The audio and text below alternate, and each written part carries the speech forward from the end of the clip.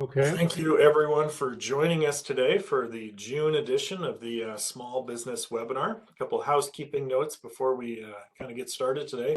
First of all, we will take July and August off for the summer, so our next session will be in September. So if you're currently receiving the emails, you'll get a reminder about the September session, in advance of that. So it'll still be the first Thursday of the month. But we will take the summer off. You can always check our website. And if you're not getting reminder emails, you can also go to our website, which is the same one you logged in from, and you can sign up for that.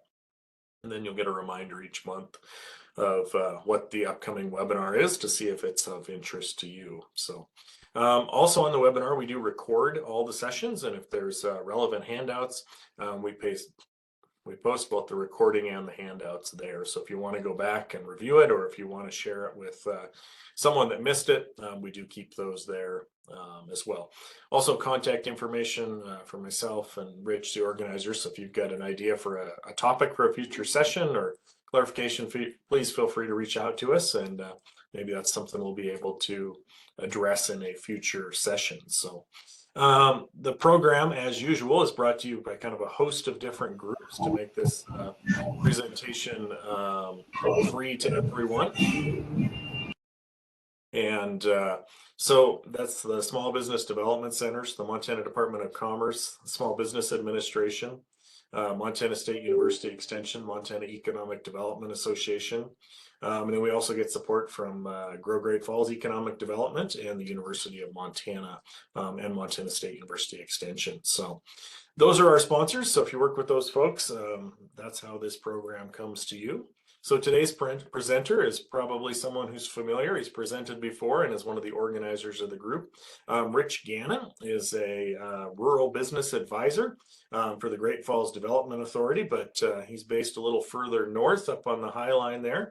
And Rich's topic today is going to be the basics of business financial statements. So with that, Rich, I'm going to turn it over to you. Great. Thanks everybody for joining. I'm going to start my slideshow. I'm going to try to jump back in and share my screen.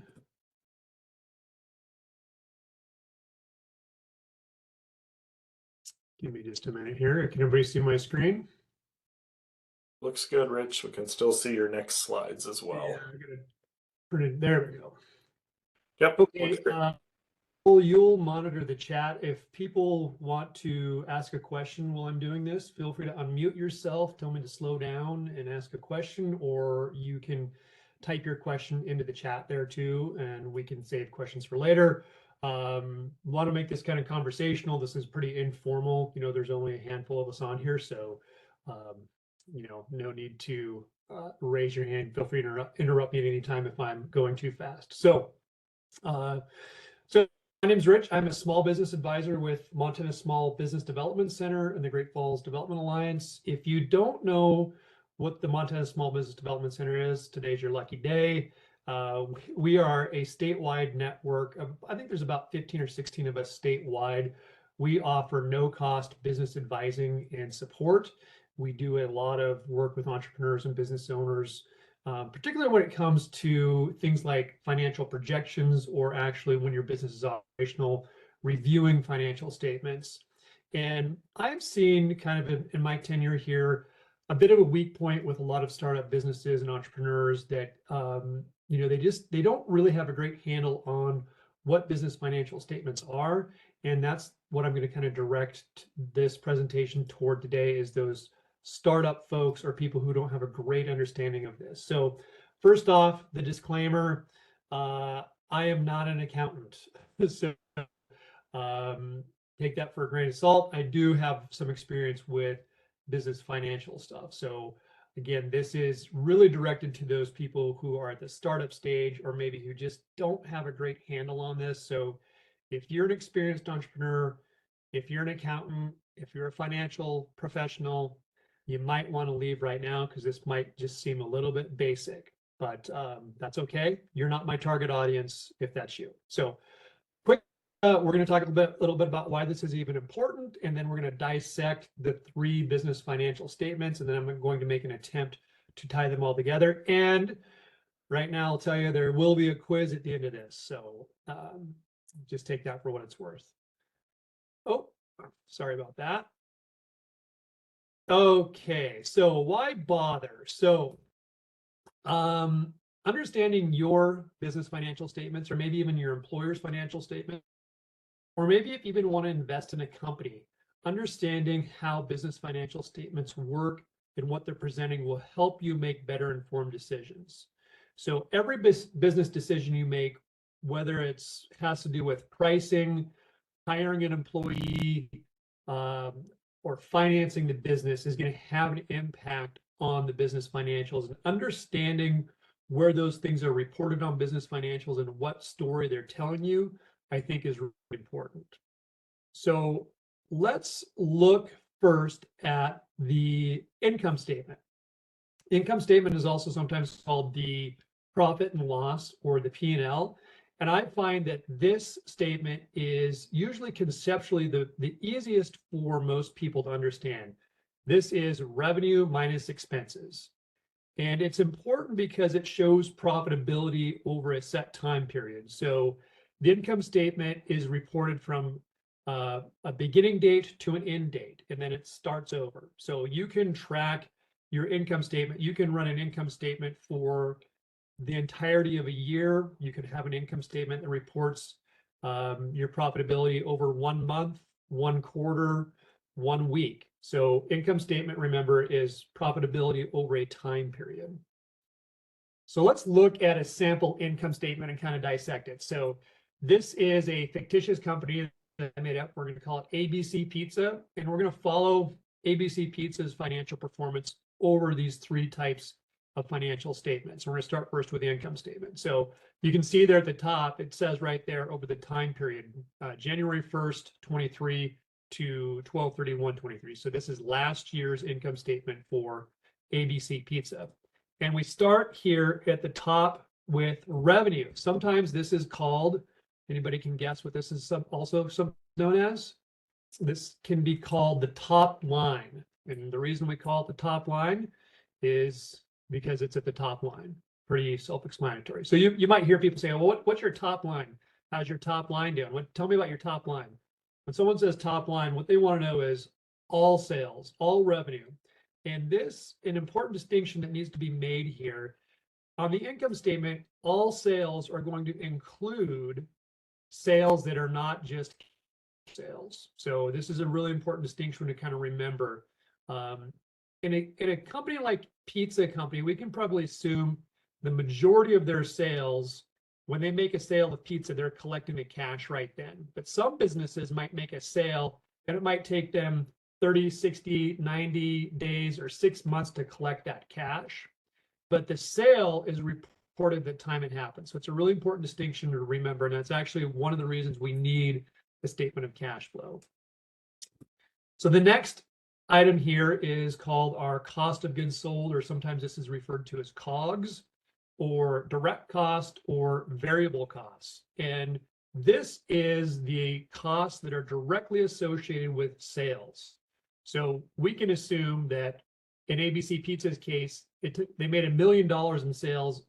And the $400,000 of direct costs are going to be things like pizza sauce, mozzarella cheese, toppings, flour, things to make the pizza. So these are the drivers of sales right here, the direct costs. You subtract gross revenue from direct costs and you get gross margin, or also sometimes called gross profit. So this is an important number for businesses to track, gross margin, because this number really is where management can start making decisions from. So you can't spend sales in a business, right? Great that ABC Pizza made $1 million worth of sales, but they really can't spend that $1 million. What they can spend and start making management decisions on is that gross margin number. And the next thing on here, and these are the decisions, these are the types of expenses that management can actually have some sort of an influence. We're going to assume that ABC Pizza does its absolute best with its managing its cost of goods sold, but at a certain point, ABC Pizza does not have any say over the cost of tomato sauce or the price of wheat for their flour. So these operational expenses really is where management can start twisting knobs up or down things like salaries and wages. They can make a decision whether or not to increase salaries or wages. They can, to some extent, have a decision on what they're going to pay for rent. These operating expenses are also sometimes called fixed cost or overhead costs. And a lot of times on income statements, this is recorded as this line here at other SG&A. So that stands for sales, general, and administrative. So other costs associated with the business, that's operating expenses. You subtract operating expenses and cost of goods sold, and you arrive at operating income. And this is the total income that is generated from the core of the business. This is also sometimes referred to as, here's another fancy business term, EBITDA. And EBITDA stands for, anybody can unmute themselves if they'd like to jump in and tell me what EBITDA is. I'll give it 5 seconds. 4, 3, 2, 1. EBITDA stands for earnings before interest, taxes, depreciation, and amortization. That's this group of expenses here, and these are called non-operational expenses. So the reason we want to back out the non-operational expenses to arrive at EBITDA is operating income, or EBITDA, really is kind of a true reflection of the income the business generates as a core of its operation. These non-operational expenses are sometimes somewhat of an accounting related issues or expenses that aren't at the core of the business. So sometimes we want to break them out and arrive at that EBITDA number to really get an idea of how the business is performing at its core level. You add up your cost of goods sold, your operating expenses, and your non-operating expenses, then you arrive at total expenses. You subtract that from total revenue and you arrive at net profit. So that's the business, the money the business actually clears over this time period as total profit. You can also convert that to what's called a common size by simply dividing it by total sales to arrive at a margin. So net profit margin for ABC Pizza is 23%. Another way to think about that is for every dollar of pizza that ABC Pizza sells, 23 cents is pure net profit for them. So taking a quick kind of overall view of ABC Pizza's income statement, we can take a look at this and say, how are they operating? Well, pretty good so far. I would say they've got net profit. We can tell that they've borrowed a little bit of money because they're paying interest expense. We don't really know what they borrowed or why they borrowed it. You can see they depreciated some of their assets. So again, they probably got some assets there that they're depreciating. We don't know much about it. But as a whole, the income statement for ABC Pizza looks pretty good. They're profitable. They're generating sales. And so, good for them.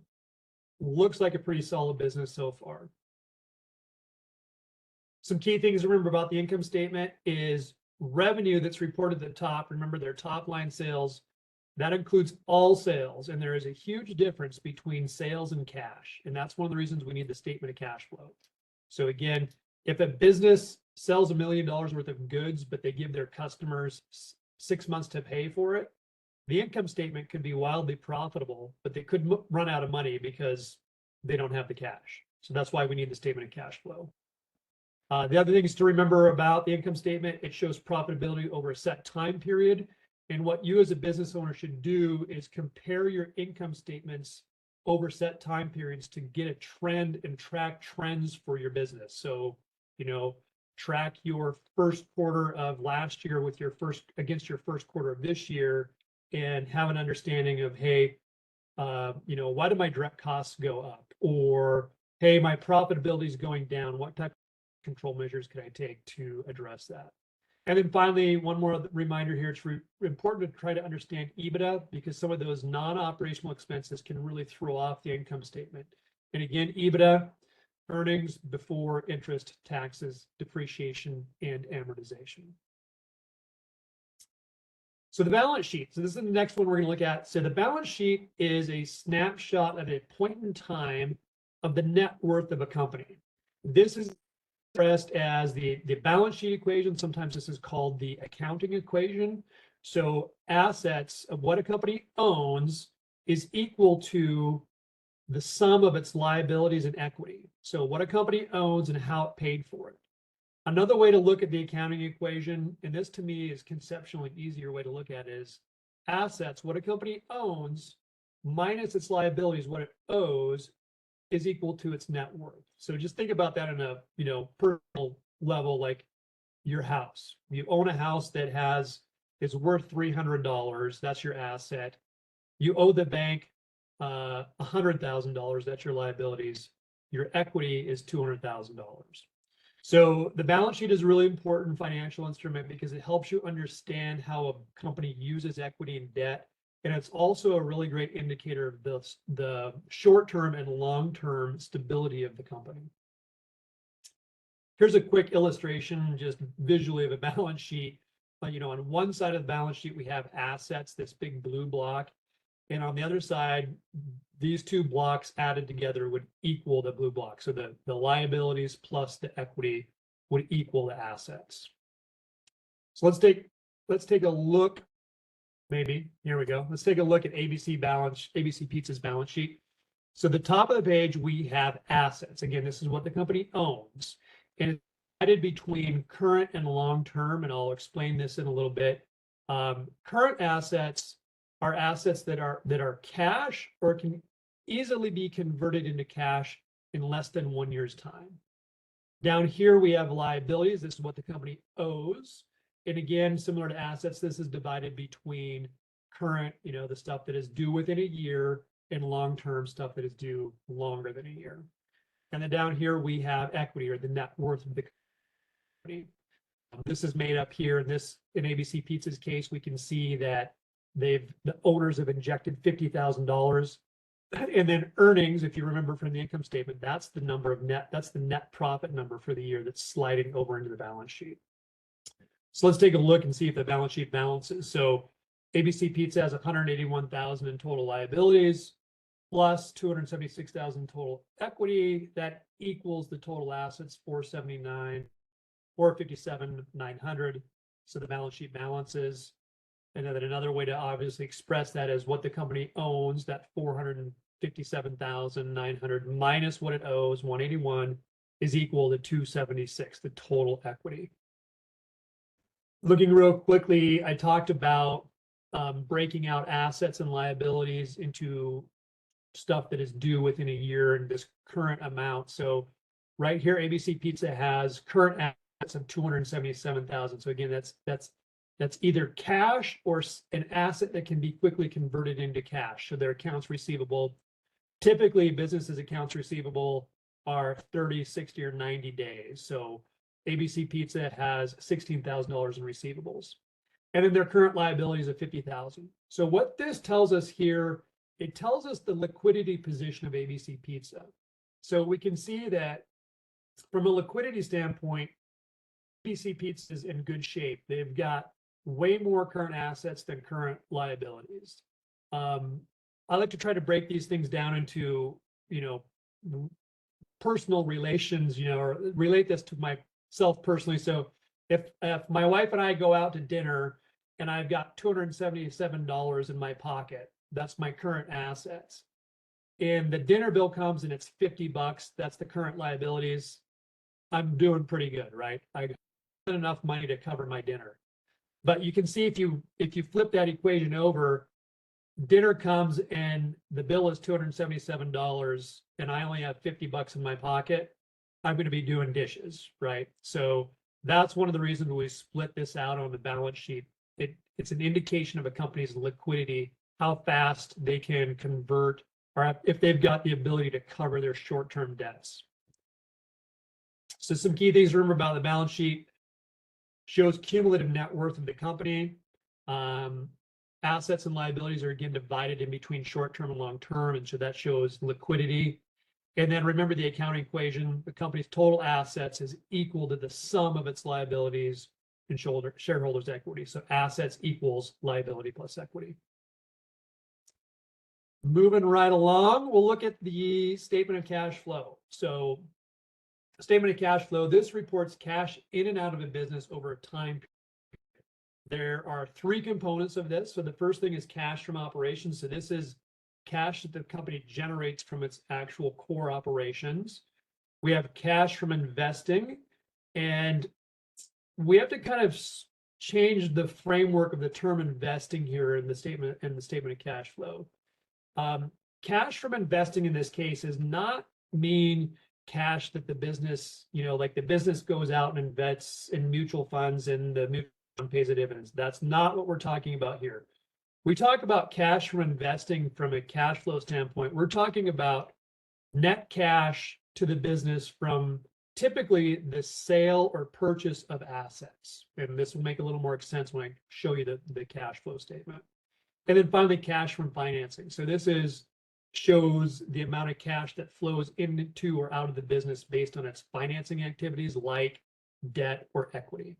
And this is important, obviously, because it shows how cash is generated in a company and actually how it is used. So here's ABC Pizza's cash flow statement. You can see at the top, we have cash from operations. Now here's where we're going to actually kind of add back in some of those EBITDA numbers, and we're going to take a look at accounts receivable, that where I keep talking about, there's a difference between sales and cash. So in here, we're adding back in the depreciation amount. On the income statement, depreciation was an expense. Well, we're adding it back into the cash amount here because we want to account for that. Same thing with tax. Taxes were an expense in the income statement, but we're adding them back in because we want to see the effect on cash here. And then accounts receivable. So here's that amount of sales that ABC Pizza made that was reported on the income statement as a sale, but ABC Pizza did not collect this in the form of cash yet. So we're reducing the amount of cash by that account receivable. That's a really important thing. ABC Pizza is a lot more of their cash or their sales happen. They sold $1 million worth of pizza, but only 16,000 of it they didn't collect. So this is probably in ABC Pizza's case. We can assume probably that, they maybe had a big catering event and they gave a customer 60 days to pay or something like that. Cash from investing. So again, here's that thing where it's not really investing like we're buying stock in the stock market.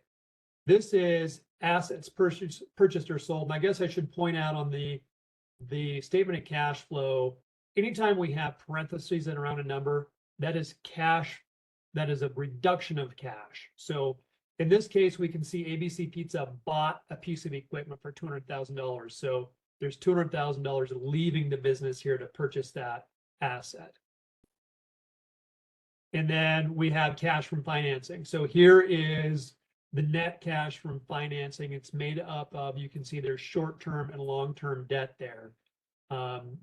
Long-term debt, probably the same banknote. It's just the short-term debt is the debt that is due within that year. And then you can see also that the owners of ABC Pizza injected $50,000 of their capital. So they have received investments. So cash from operations, the $270,000 came into the business as core operations cash. $200,000 left the business to buy an asset. So that's $200,000 out. $191,000 came into the business in forms of financing through both equity and some debt instruments. So the cash at the end of the period is $261,233. So from a cash flow standpoint, ABC Pizza is doing great. I'd say holistically, ABC Pizza is doing really well. They've got positive net income, they have high liquidity on their balance sheet, and they are cash flow positive at the end of the period. So I think ABC Pizza is doing pretty good. Let's get to the next slide. Maybe I can get to the next slide. So quick recap on all of this. Profit, loss, or income statement is profitability over time period, and you would definitely want to use that to do trend analysis in your business, comparing yourself to the same time period last year. Balance sheet, that's a statement of the company's net worth, and it gives you insight into how it acquired the assets the company has. And then a cash flow shows the sources and uses of cash in the business. Anybody here fans of It's Always Sunny in Philadelphia? I can assume a few people have seen it. fairly irreverent show. Charlie's my favorite character. This is Charlie trying to explain something and how it's all related. So I'm going to be a little bit like Charlie here when I try to tie all this stuff together. So I kind of had to shrink all of these down to get them all on one page, but you can see we have the income statement, balance sheet, and cash flow. And I'm just going to tie a little bit of this together. This is by no means how it all ties together, but you can see here like net profit. So we have net profit on the income statement. You can see that slides over into the statement of cash flow. It also shows up in the balance sheet as the earnings for that year. Equity. So we have $50,000 of paid in capital. So on the cash flow, there's $50,000 that shows up into the business. That also shows up on the balance sheet, but you'll notice $50,000 flowing into the business does not show up on the income statement because it's not an income activity. It's a balance sheet and a cash flow activity. Income taxes, that shows up in cash flow, and same as depreciation, but those things also show up in the balance sheet. There's some long-term debt. Again, here's some $130,000 flowing into the business, shows up on the cash flow and the balance sheet, but that $130,000 influx of cash is nowhere to be found on the income statement. Same with the short-term debt. And here's, $200,000 leaving the business shows up on the cash flow. It also shows up on the balance sheet. But similar to those financing activities, there's a bunch of cash leaving the business, nowhere to be found on the income statement. So that's why you really have to have all three of these documents together to kind of tell the story of the business. That's about it. There's a few more lines here, similar to what Charlie would have. So I think this is the point, Joel and Carrie, where we're going to launch the quiz. Maybe go ahead. Maybe while we're setting that up, let's take care of a couple questions that came in. Sure. Yeah. First question is, I have access to a $50,000 line of credit. How does that show up in my cash flow, knowing that it's available to me? So a line of credit, that's an interesting question. Again, I'm going to go back to Rich is not an accountant, but I guess if the line of credit is, if you've taken it out, the amount you would take out would show up as net cash from financing on the cash flow. And the amount you take out would also show up on the balance sheet as a current liability because it's due within a year. Does that help answer the question? I don't know if the entire $50,000 would show up anywhere. I'm guessing just the amount that you've actually tapped on the credit line would show up in the cash flow. All right. And if the person that asked that wants to follow up to say that answered their question, or no, they were looking for something else, just put another chat in to me and I'll get that out there. The other question we had was a comment and a question. So it's, thanks, Rich. This was really helpful, but I think I need to spend more time and go slower over some of this. Where do you recommend I go? Well, you can connect with me or connect with someone at a small business development center in your region. Just connect with the business advisor and say, hey, I really need help trying to understand my financial statements and how they, the story they're telling about the business. And we'll be happy to sit down with you and discuss that. All right, thanks. That's the questions we've had coming in so far. Okay, and it looks like people are taking some of the poll questions. I think I can see the little poll results on my screen. I don't know if you guys can see those results yet or not. Can everybody see the poll questions? I really not sure what I'm looking at here. No, I think it's only you. See him. All right, I have that. 5 of the 12 have not started yet, and 3 have finished. And Rich, you and I are in the 5 as well, so let's hope we can't complete it, but okay, all right. Because my next screen reveals some of the answers. So how about we do 30 seconds to get through the last questions? Okay.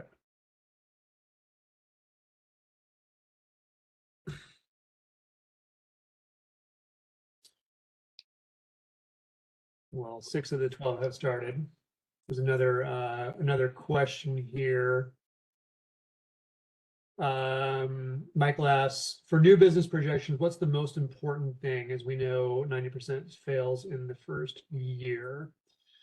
For new business projections, the most important thing from a business advisor standpoint, when you're doing business projections like this, I think the most important thing is having really solid understanding of particular your sales, and having what I would call robust financial assumptions on your sales number where you can actually support your sales. So if you're a pizza startup and you're projecting $1 million worth of sales, what I would say is show me at least 3 methodologies you came up to estimate your sales and why do you think you're going to sell $1 million worth of pizza. That's one of the most important things I would think from a projection standpoint. Is that helpful, Michael? And Debbie wants to know if we can resend the link. What link would you like us to resend, Debbie?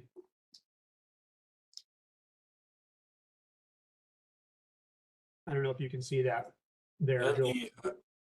And I did put the poll results out there, so everybody should be able to see those now. Okay. Okay, let's look at the answers. So here's the answers to the quiz. So what financial statement is a statement of the company's net worth? Balance sheet. Everybody's done with the poll, right? Good enough? Yeah, I closed it, so they had to be done. What financial statement shows profitability over a set time period? That is the income statement. What financial statement gives an indication of the company's ability to meet short-term obligations? Again, that is the balance sheet. What financial statement shows the different ways a company sources and uses cash? That is the statement of cash flow. Here's a math problem. If a company has $100,000 of debt and $400,000 of equity, what should its asset balance be? Well, the balance sheet has to balance, so it has to be 500,000. Oh, somebody forgot a 0. And finally, what color was the snail at the beginning of the slideshow? Astute observers would realize that was green. So anyway, I'm going to go back to this screen. Don't hesitate to connect with me. That QR code there is a link to the Montana Small Business Development Center. So if you're not in the Great Falls area, scan that code, go to the SBDC site and find the advisor nearest you. And we'd be happy to sit down and help you dig into business financials. That's it for me. Does anybody else have questions? Is there anything in the chat that we need to address? Happy to do that as well. And just a quick reminder, while folks have got a chance here to type in additional questions, website recordings, we do keep the ones of all of our past sessions, and this one will appear there as well, probably in a couple days. And then also, watch the website. If we'll post our September will be our next webinar. We'll post that title once we get that finalized. So watch that, you will get a reminder. We do have one more question that's come, or 2 questions that's come in. One, is it possible to get a copy of the slideshow? And question 2 is, what are investors looking at with these? With these, yeah. So yes, I will email a follow-up email today with a copy of the slideshow. Joel will also post a copy of the recording with the slideshow at the past recordings page 2, right, Joel? The slideshow will be there. What are investors looking at with these, Michael? I guess the one thing as an investor you'd want to look at is you'd kind of want to look at it like we looked at ABC Pizza. If I were investing in ABC Pizza, I would want to know, are they profitable? I would dig further into this. I would compare ABC Pizza to its peers and see if their profit margins are better, the same, or worse than others in the industry. And we have resources where we can look at that. Balance sheet stuff, again, I would look at liquidity. Does ABC Pizza have its ability to meet short-term debts? It does. Is it highly leveraged? It is not. And so it has more equity than it does have debt. So from a debt standpoint, it's not overly leveraged, which I think is a good point. And from a cash flow, it has positive cash flow. It's generating cash from operations. It's generating a little bit of cash from financing. So I think from a cash flow standpoint, it's good. So those are some of the things that you know, an investor might look at. There's a lot more you know, ratio analysis you could do, and maybe this fall, maybe I'll do another one of these that are maybe a little more advanced on some ratio analysis. If that's something people are interested in, that's something I'd be willing to do a little more in depth on, like some ratio analysis where you compare these types of things across industries and then across itself too. So any other questions? And Michael, I do like your investment scenario there. Makes a lot of sense. The Snapchat and kit chit stuff, whatever. So anything else? That's everything that's in the questions. So thank you, Rich, for taking the time to prepare today and present.